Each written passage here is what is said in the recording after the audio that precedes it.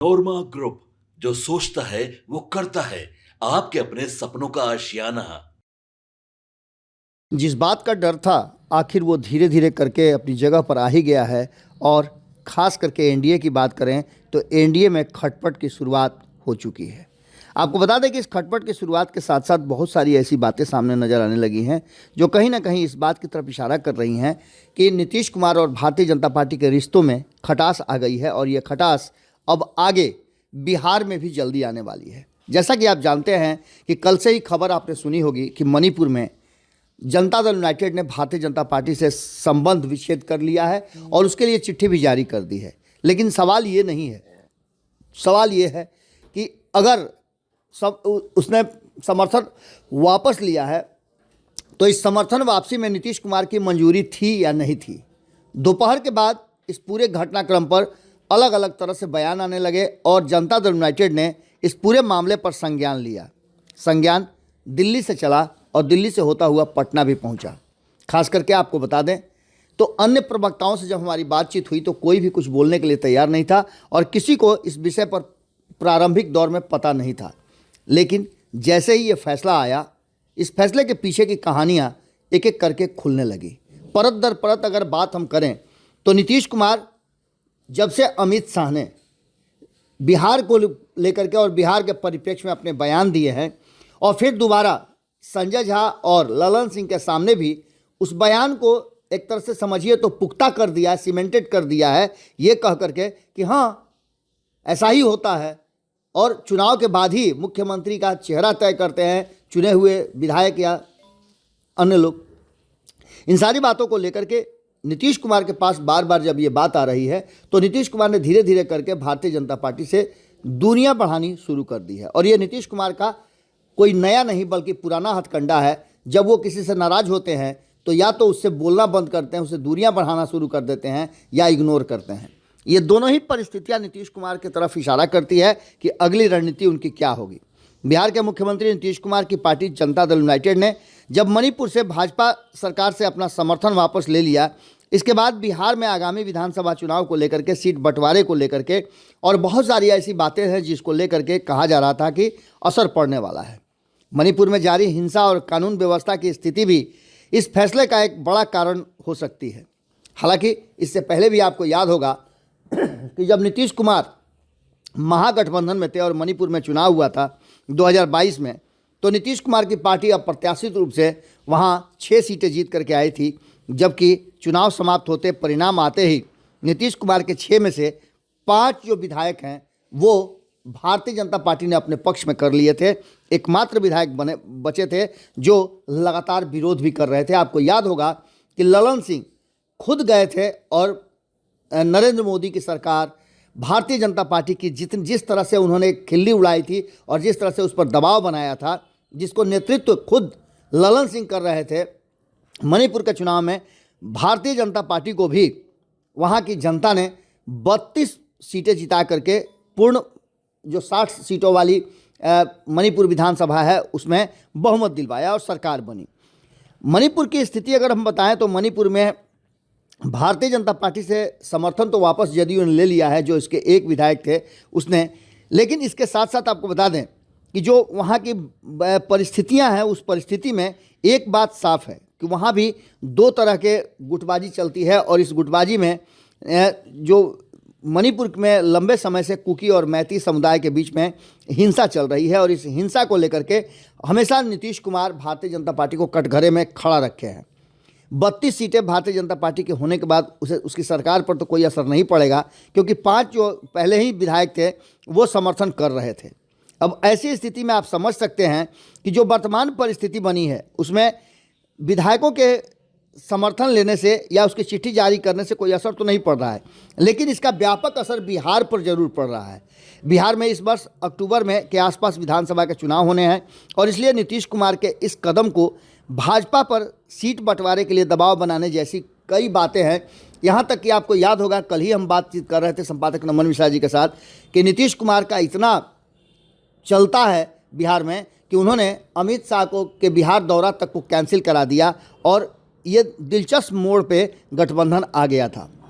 मणिपुर में जनता दल यूनाइटेड के जो कहा जाता है कि वहाँ के कर्ता धर्ता हैं, वहाँ का अध्यक्ष हैं एन बीरेंद्र सिंह, भाजपा के मुख्यमंत्री हैं, उन पर हिंसा के नियंत्रित नहीं करने का आरोप भी लगाया गया था और कई तरह की बातें करके नीतीश कुमार की पार्टी ने उन पर दबाव बनाए थे।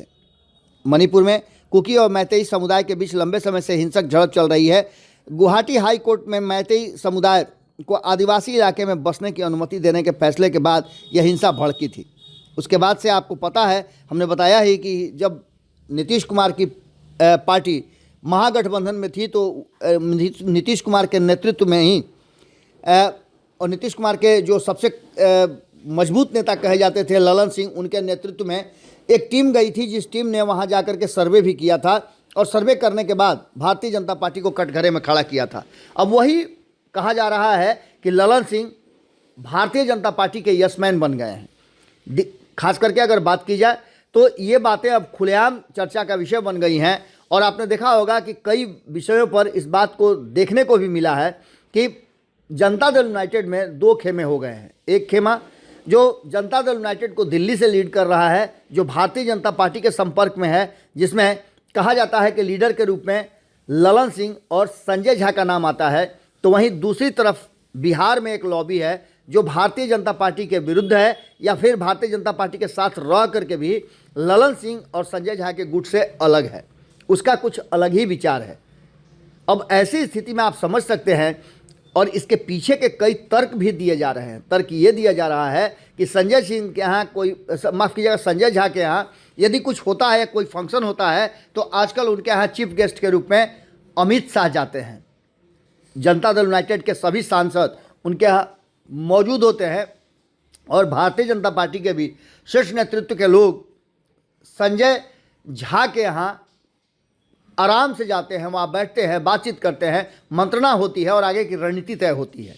लेकिन इन सब के बीच में जो खबरें आई दोपहर के बाद कि भारतीय जनता पार्टी के साथ समर्थन वापस लेने के बाद नीतीश कुमार ने कार्रवाई शुरू कर दी है। हालांकि नीतीश कुमार इस पर अभी तक चुप्पी साधे हुए हैं और नीतीश कुमार बहुत सारे ऐसे मुद्दे हैं जिस पर चुप्पी साधे हुए हैं, लेकिन फैक्ट यही है कि मणिपुर का असर बिहार में हो, ये बात अब धीरे धीरे करके शुरू हो चुकी है। नीतीश कुमार की चुप्पी और नीतीश कुमार का बार बार भारतीय जनता पार्टी से दूरी बनाना, जैसा कि आप जानते हैं कि दिल्ली में चुनाव चल रहे हैं और वहाँ भी शुरुआती दौर में कहा यह गया था कि नीतीश कुमार दिल्ली जाएंगे, लेकिन अचानक से नीतीश कुमार दिल्ली जाने का अपना कार्यक्रम कैंसिल कर चुके हैं।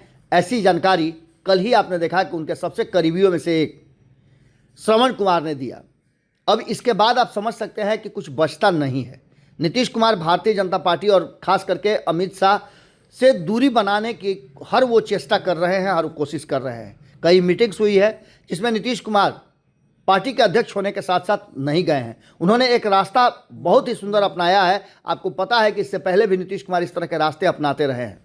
जब उन्हें भारतीय जनता पार्टी का साथ छोड़ना था और महागठबंधन में जाना था तो ललन सिंह को उन्होंने आगे कर दिया। ललन सिंह वही थे जिनका 36 का आंकड़ा लालू परिवार से चल रहा था, लेकिन सरकार बनाने से पहले नीतीश कुमार ने एक ऐसा रास्ता बनाया कि ललन सिंह और राष्ट्रीय जनता दल के जो सुप्रीमो है लालू प्रसाद, उस परिवार से उनका रिश्ता बेहतर हो जाए।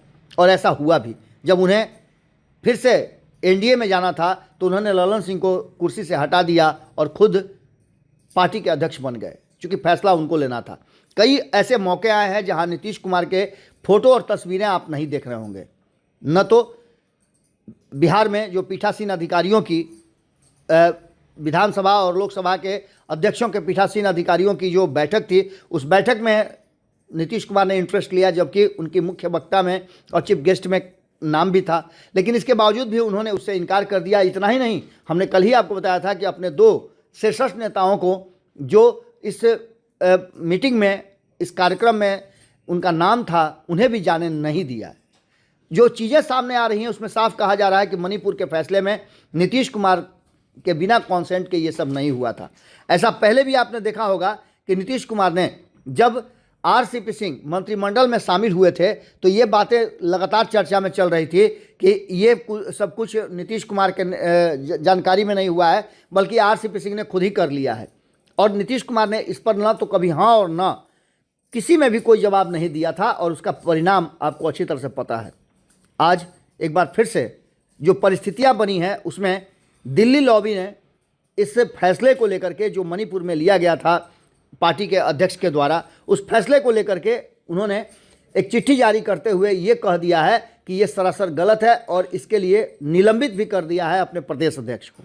खैर, इन सारी बातों को लेकर के अब जो वर्तमान परिस्थिति बनी है उसमें नीतीश कुमार हाँ हैं या ना हैं, ये बातें अब साफ साफ नज़र आने लगी है, क्योंकि अब तक जो बयान आए हैं उसमें दिल्ली लॉबी ने इससे इनकार किया है और उसके बाद जब दिल्ली लॉबी से ये साफ कर दिया गया कि इस तरह का फैसला जदयू का नहीं बल्कि व्यक्तिगत उनका है समर्थन वापसी का, उसके बाद से पटना से भी एक बयान जारी किया गया नीरज कुमार के द्वारा। पहले इस बयान को राजीव रंजन ने जारी किया जो कि पार्टी के राष्ट्रीय प्रवक्ता हैं, और दूसरी तरफ बिहार से भी इसको जारी किया गया। बिहार में इस वर्ष चुनाव हैं और दिल्ली का ये फैसला बिहार चुनाव को लेकर के है या फिर जो फैसला मणिपुर में हुआ वो नीतीश कुमार का फैसला है। और नीतीश कुमार ऐसे ही जिस तरह से पहले भी धीरे धीरे करके दूरियां बढ़ाने लगते हैं, वैसे ही क्या नीतीश कुमार दूरियां बढ़ा रहे हैं?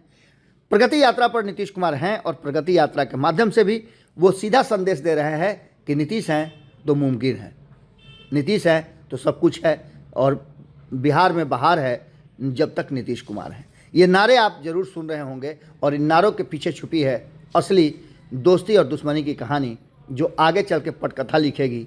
खबर तो ये भी आ रही है कि नीतीश कुमार और लालू प्रसाद के बीच मुलाकात हुई है। कितना सच है ये तो आगे आने वाले समय में पता चलेगा, लेकिन नीतीश कुमार की प्रकृति रही है इसी तरह से वो अपने साथियों से दूरी और विरोधियों से नज़दीकी बढ़ाते हैं। आगे क्या होगा इस पर हमारी नज़र बनी हुई है। जुड़े रहिएगा भारत लाइव के साथ। बहुत बहुत धन्यवाद। आपके सपनों को हमने सजाया है, ई होम्स पैनोरमा को हमने बनाया है। ई होम्स मेरा एक सपना था जिस पे मैं पिछले 4 साल से काम कर रहा था। हमने जो बनाया है वो सबने है माना। ई होम्स पैनोरमा में हो आपका भी आशियाना। और फाइनली हमने 2021 में इस प्रोजेक्ट को लॉन्च किया। बहुत लोग अप्रिशिएट कर रहे हैं कि पूर्णिया जैसे शहर में, बिहार के, एक तो बिहार की बात करें उसमें भी पूर्णिया जैसे छोटे जगह में इस तरह का लाइफस्टाइल देना, ये सुन के हम लोगों को बहुत अच्छा लगता है। ई होम्स में हमने कुछ और भी किया है, जैसे हम जिस जगह में रह रहे हैं हमारे फैमिली सिक्योर हो, उनको सिक्योरिटी का ध्यान में रखा है। आपकी सुविधा और सुरक्षा आपके लिए खास है, ये आपका विश्वास है। इसमें आर्टिफिशियल इंटेलिजेंस का 7 लेयर सिक्योरिटी का हमने इस्तेमाल किया है। लस ग्रीन कैंपस को बनाया है। यदि हमारा बाउंड्री वाल है तो वो वर्टिकल गार्डन है। ये जितनी भी फैसिलिटी होता है एक इंटरनेशनल टाउनशिप में ई होम्स है, ये हम लोग विश्वास नहीं कर पा रहे हैं। जो भी हमारे मित्र दोस्त या जो भी हमारे बाहर के बाहर आते हैं तो हम लोगों को बहुत अच्छा सुनने को मिलता है और बहुत अच्छा क्रेडिट मिल रहा है। वो सारा हमने सिर्फ एक बिल्डिंग नहीं बनाया, हमें एक बहुत अच्छा लाइफस्टाइल दिया ई होम्स में, और मेरा एक सपना था जिसको मैं आज फुलफिल होते हुए देख पा रहा हूँ। ये आपका आवास है। ई होम्स पैनोरमा में अब आपका निवास है। E homes Panorama, luxurious lifestyle redefined. Panorama group, जो सोचता है वो करता है।